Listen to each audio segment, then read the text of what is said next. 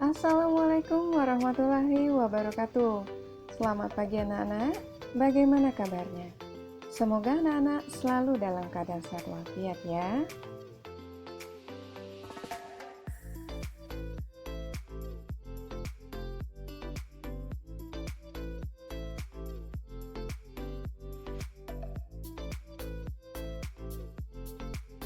Hari ini kita akan belajar di tema 4, globalisasi. Subtema 1, globalisasi di sekitarku.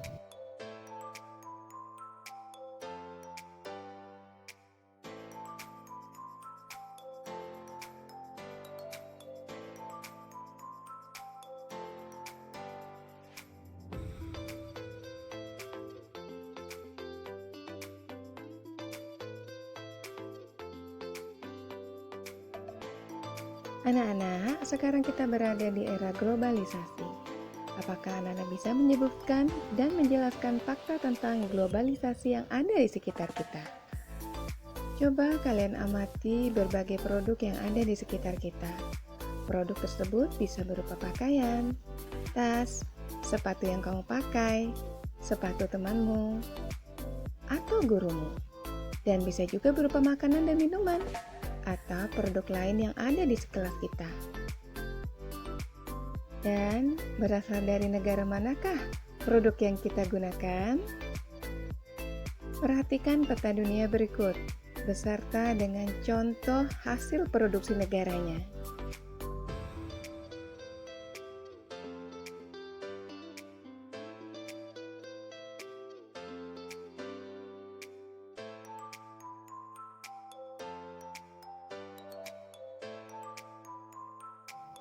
Berikut adalah contoh produksi dari berbagai negara. Batik dari Indonesia, karpet dari Turki, boneka dari Tiongkok, mobil dari Jepang, jam tangan dari Swiss, susu dari Selandia Baru. Globalisasi memungkinkan beragam produk dari negara lain dapat kita temui. Kita bisa menemui berbagai makanan dari negara lain seperti pizza, jam tangan, atau boneka dari negara lain. Produk Indonesia juga bisa ditemui di luar negeri, misalnya batik. Perkembangan komunikasi dan transportasi menjadikan barang-barang tersebut mudah ditemui di negara lain. Anak-anak, pada pelajaran sebelumnya di tema 1 kita sudah belajar tentang negara-negara ASEAN. Apakah anak-anak masih ingat negara-negara yang ada di ASEAN? Ada Thailand, Laos, Filipina, Vietnam, Brunei, Malaysia, Indonesia, Kamboja, Singapura, dan Myanmar. Negara-negara ASEAN menjalin kerjasama untuk mencapai tujuan bersama, seperti meningkatkan pertumbuhan ekonomi, sosial, budaya, menjaga perdamaian, dan keamanan di Asia Tenggara.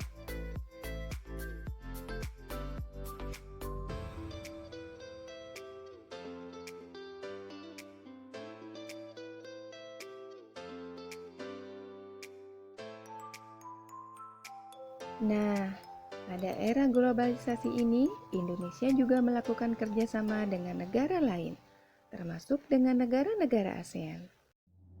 Bagaimana peran Indonesia dalam kerjasama di bidang sosial budaya dengan negara-negara ASEAN?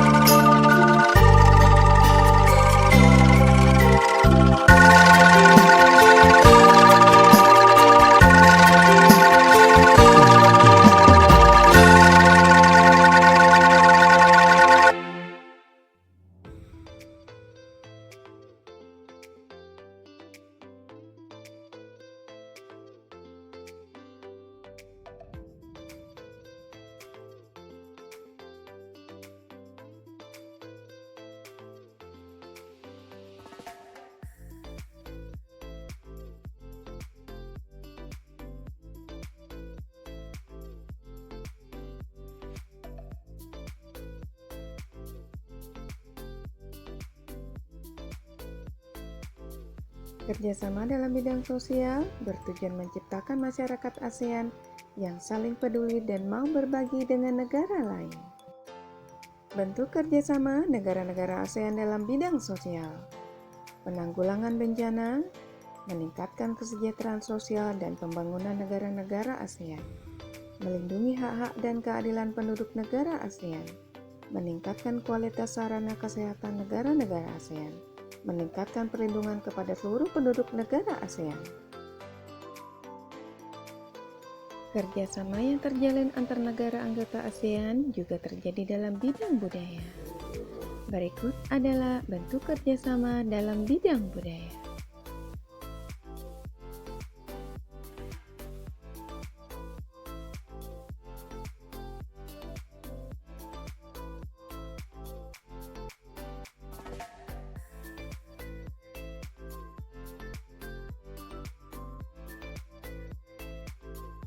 Sebagai warga Indonesia, tentunya kita sangat bangga dengan pengakuan UNESCO terhadap batik sebagai warisan budaya asli Indonesia. Indonesia terus mengembangkan kerjasamanya di bidang kebudayaan dengan negara lain, misalkan dengan Festival Kebudayaan Negara-negara ASEAN dan pertukaran kebudayaan. Hal ini akan membuat kebudayaan Indonesia semakin berkembang. Apakah anak-anak tahu? Batik Indonesia sudah mendunia. Hal ini membuktikan bahwa produk Indonesia juga mampu bersaing di era globalisasi. Sekarang, kita akan cari tahu tentang bagaimana produk batik bisa mendunia.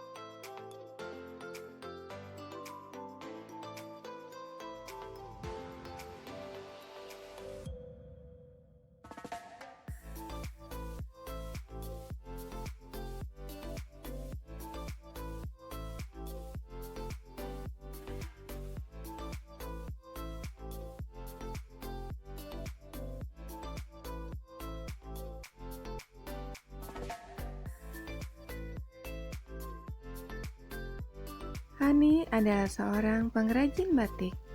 Ayahnya seorang pengusaha kain batik. Dahulu usaha ayah Hani kecil. Ayah Hani terus berusaha mengembangkan usahanya sehingga kain batiknya bisa terjual sampai ke luar negeri. Ayah Hani menggunakan reklame untuk mempromosikan produk batiknya. Berikut adalah reklame milik Ayah Hani.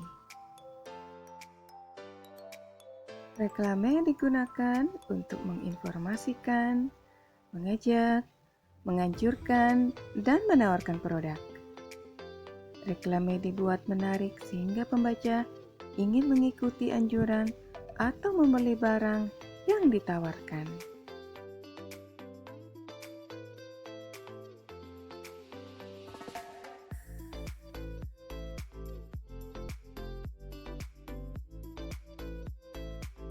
Berdasarkan tujuan pengadaan, reklame ada yang bersifat komersial dan non-komersial.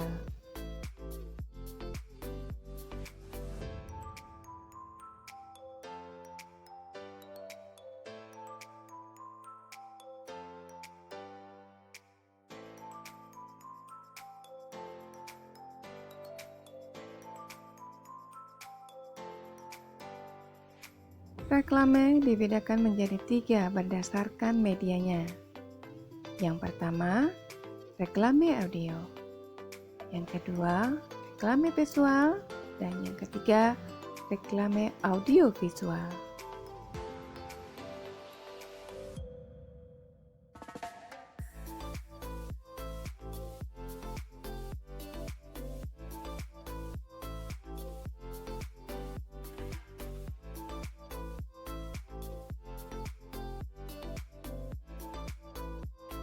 Berikut adalah contoh reklame, seperti poster, buklet, spanduk, iklan, baleho, plakat, selebaran, dan yang lainnya.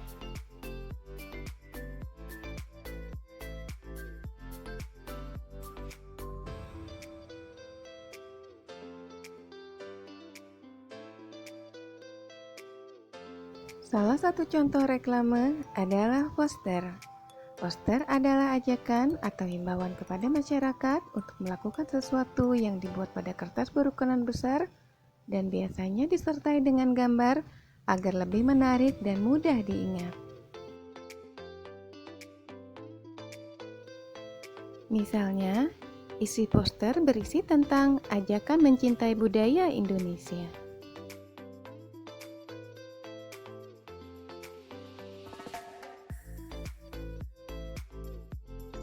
Macam-macam poster.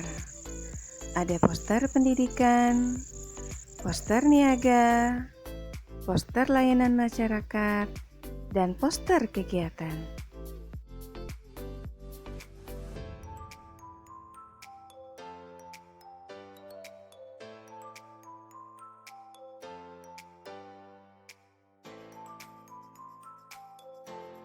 Berikut adalah ciri-ciri poster yang baik.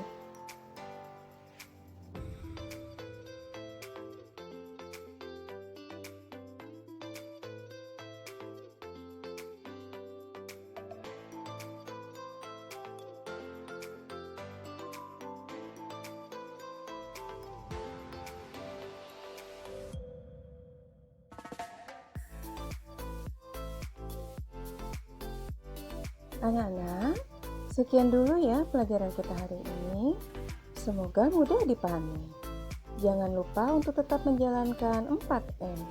Memakai masker, mencuci tangan, menjaga jarak, dan menghindari kerumunan. Sekian dari Ibu akhiri. Wassalamualaikum warahmatullahi wabarakatuh.